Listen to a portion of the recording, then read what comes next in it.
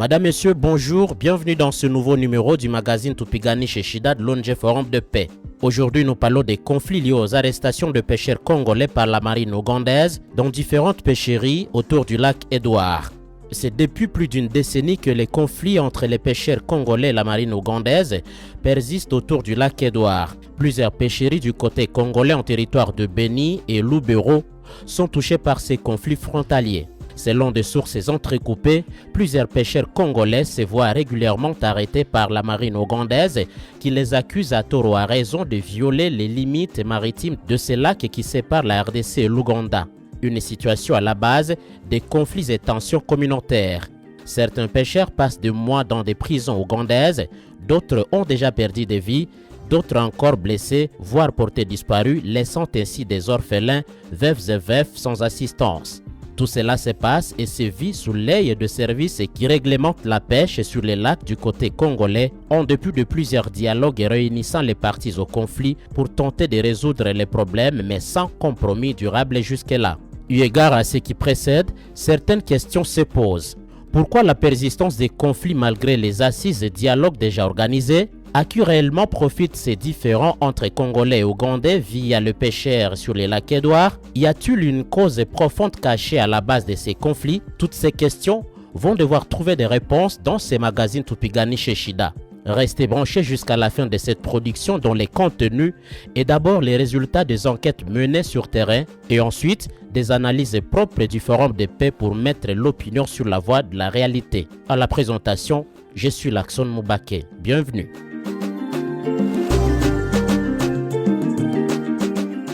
La question de la persistance des conflits entre pêcheurs et la marine ougandaise pousse plusieurs personnes à se poser de questions. Du côté des pêcheurs, on estime que la cause de la persistance de ces conflits serait due par la non-réglementation du côté congolais de la pêche.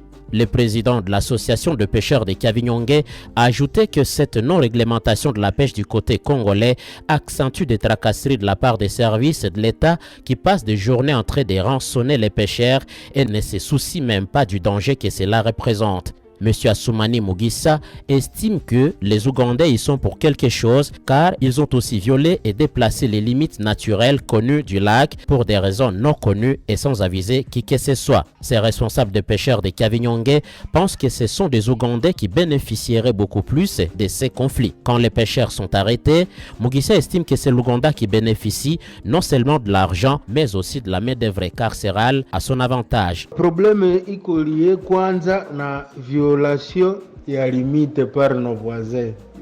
Ugandais vashaka vuka kwetu au moins 8 km. D'abord, le problème est dû aux violations des limites par nos frères ougandais. Ils ont déjà traversé chez nous environ 8 km. Alors, le pêcheur est deux fois parce qu'ils sont chez nous et la marine ougandaise vient les arrêter car la frontière est déjà violée.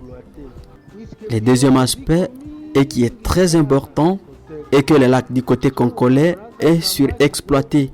Nous avons chez nous beaucoup de pirogues et qui laissent qu'on n'ait pas assez de poissons chez nous. Le troisième aspect, ce sont des services qui doivent protéger les lacs, qui sont les premiers destructeurs. C'est par exemple l'environnement, l'Agripel, la force navale et l'ICSN. Ce sont les destructeurs. Leur travail est de coopérer avec les pêcheurs clandestins qui les corrompent et laissent ces pêcheurs mener leurs activités n'importe où. Les frayeurs de poissons sont menacés et cela diminue les poissons du côté congolais et ça pousse les pêcheurs de traverser du côté ougandais. Ya sana kukote Kongole na ndio maana unaona katu kia vinyonge wanakuwa navukia kule kwa batu.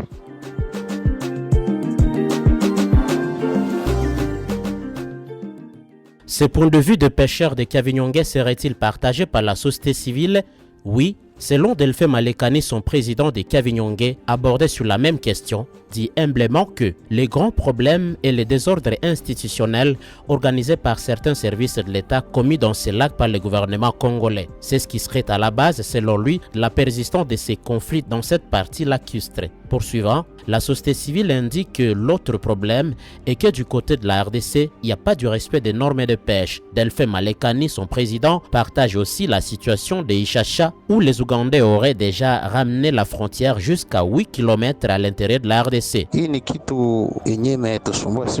C'est un problème qui nous dérange depuis longtemps. Ce sont des personnes mal intentionnées qui ne savent pas les lacs qui en sont à la base. Les soi-disant services de protection, beaucoup d'entre eux sont des malfaiteurs corrompus. Ils bouffent l'argent des pêcheurs clandestins pour détruire les lacs. Une situation qui contribue au manque de poissons du côté congolais et le gouvernement garde le silence pour sanctionner ces gens.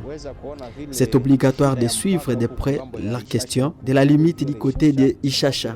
Des informations reçues de la population parlent de la délocalisation des limites frontalières d'environ 8 km. Des fois, des pêcheurs sont arrêtés quand ils sont dans les lacs Edouard et ne respectent pas les limites qui ont des problèmes actuellement.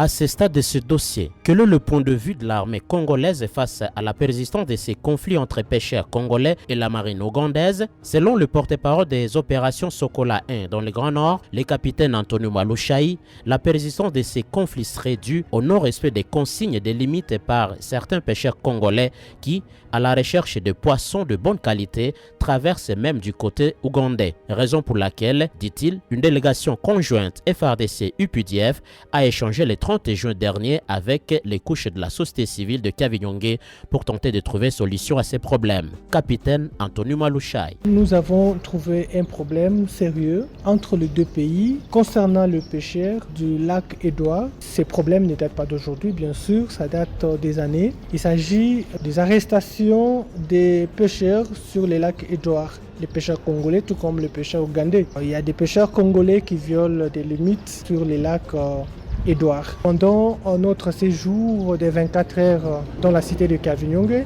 nous avons résolu ce problème. Nous avons pris la décision non seulement de nous référer auprès de nos hiérarchies respectives, mais aussi nous avons mis en place une commission qui doit, n'est-ce pas, étudier les deux problèmes. Concernant d'abord le problème maritime des violations des limites et aussi chercher comment libérer nos Congolais arrêtés de l'autre côté de l'Ouganda et retourner ou bien libérer les matériels, donc les pirogues et d'autres moteurs, les matériels de pêche. Ceux qui meurent chaque jour, j'ai toujours dit que ce sont des innocents. Mais les vrais acteurs de cette guerre qui profitent malheureusement, ce sont eux qui nous manipulent, qui manipulent notre population. Maintenant, c'est la grande question qui se pose. Y a-t-il une cause profonde cachée à la base de ces conflits? Pour tenter d'y répondre, nous avons contacté certains experts. C'est à l'occurrence de Gustave Tishweka, expert environnementaliste et ancien responsable du service de l'environnement à Beni de 1994 à 2013. Pour lui, ce n'est pas la limite qui serait à la base du problème entre les pêcheurs congolais et la marine ougandaise, car même si la limite d'une manière officielle n'est pas connue, mais il existe naturellement la rivière Rundi qui change de nom en plein lac qu'on appelle Semliki, qui délimite clairement la partie congolaise avec ses 80% de ses eaux et les 20% reviennent à l'Ouganda. Pour Gustave Tishweka, les grandes causes de ces conflits seraient du côté congolais, d'abord, le non-respect de la loi réglementant la pêche qui pousse à la carence de poissons dans les lacs. L'autre problème est que le lac a aujourd'hui un enjeu économique important. Il constitue l'épicentre du pétrole dans la partie comprise entre Rutshuru et le lac Albert. Pourtant, la grande partie du lac se trouve en République démocratique du Congo. À ce niveau, nous pensons que certains gens peuvent se battre pour les poissons dans les lacs, oui, mais la grande cause est économique, estime Gustave Tishweka. Cette cause est liée au pétrole qui demeure jusqu'à présent non exploité. Mais l'Ouganda voudra élargir ses frontières vers la grande partie de la RDC où loge ses pétroles pour qu'un jour, en cas de son exploitation, l'Ouganda aura déjà une grande partie à exploiter. C'est la cause cachée, selon lui, de ces arrestations en répétition de pêcheurs congolais par la marine ougandaise. Ile maji gisi iko leo iko enjeu économique kwa centre yote ya petroli yenye tunaona mabloki. Ce lac aujourd'hui a un grand danger économique. C'est l'épicentre du pétrole que nous voyons de Rutshuru jusqu'au lac Albert. C'est là où logent les creux du pétrole. Les gens peuvent se battre pour les poissons, oui, mais les autres cherchent à élargir les limites pour qu'en camp d'exploitation probable du pétrole, qu'ils aient une grande partie. C'est aussi la vérité qui est cachée. On commence à préparer les gens psychologiquement pour qu'un jour, on leur dira de s'éloigner et exploiter le pétrole. Si je vous attends bien, ça signifie que le manque de réglementation de ces secteurs de pêcherie par l'État congolais et la cause économique sont les facteurs du conflit. Oui, c'est ça la vérité. Un autre désordre institutionnel côté congolais est la division du ministère de l'Environnement et le ministère de l'Agripel. Tous les deux sont là pour protéger, mais se combattent. Par conséquent, ils ne savent plus protéger. Or, tous les deux ont une même cible qui est le pêcheur. À cause des intérêts, il ne faut plus leur travail. C'est l'État congolais qui aide à tout ça. Chez nous, il y a un désordre, pas de patrouille, il y a un laisser-aller main. Du côté ougandais, il y a de l'ordre. Il y a un problème. Kwetu hakuna patrouille, kuko laisser-aller. Il y a un problème, il y a un problème.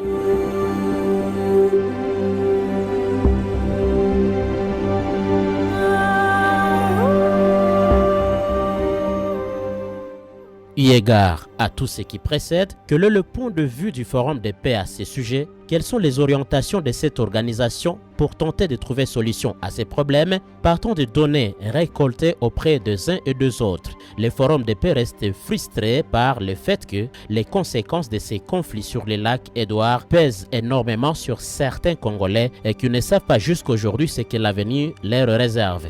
Maître Justin Matete, coordonnateur de l'ONG Forum de paix, répond à nos questions. Oui, on ne peut pas rester aussi indifférent. Nous, on est les chiens de garde. Lorsqu'il y a un mouvement suspect, voilà, on alerte l'opinion. Mais alors, là, je vais revenir dans la communauté. Vous savez, parfois, lorsqu'on ne vous attend pas, il faut crier plus haut pour que vous soyez attendu. C'est pourquoi notre première recommandation va droit aux pêcheurs du côté congolais. Ces gens doivent connaître toutes les méandres. Ils doivent se cultiver, ils doivent exploiter les lois qui régissent ces secteurs. Et non pas rester là en train de penser que voilà, il y a quelqu'un qui viendra résoudre les problèmes à leur place. Je crois que c'est aussi une mauvaise façon de voir les choses. Ça veut dire, lorsque vous connaissez vos droits, c'est alors que vous saurez les défendre. Lorsque vous ne les connaissez pas, tout le monde peut venir et piétiner dessus. Alors, au regard de ça, il y a dans la Constitution une des dispositions qui dit que nul n'est censé ignorer la loi. Donc lorsqu'on piétine vos droits, c'est sous-attendu comme si vous les connaissiez, mais vous êtes laissé quand même piétiner. Alors au service des tutelles, vous savez, dans ces pays, plusieurs personnes ou alors plusieurs autorités n'iront pas au ciel. Les gens vous font du mal expressément, en âme et conscience.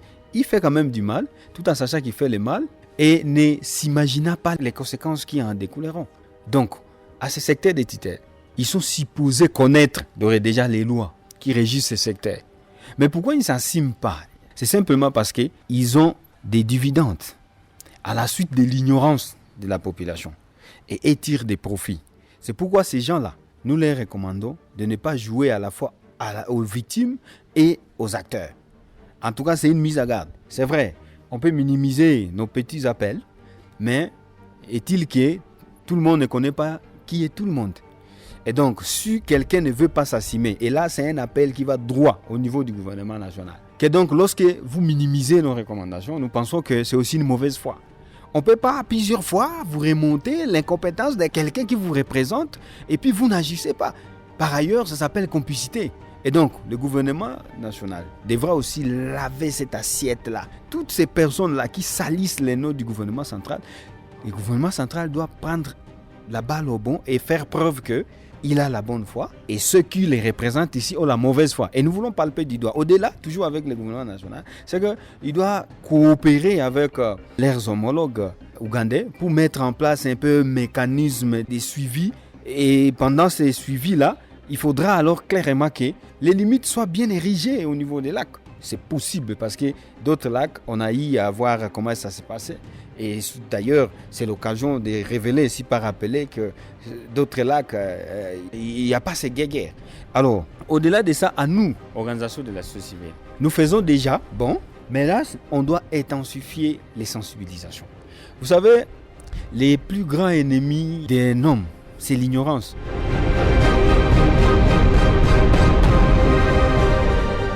C'est par ici que s'achève ce magazine Tupigani chez Shida. Aujourd'hui, ne manquez pas un prochain numéro. Au revoir.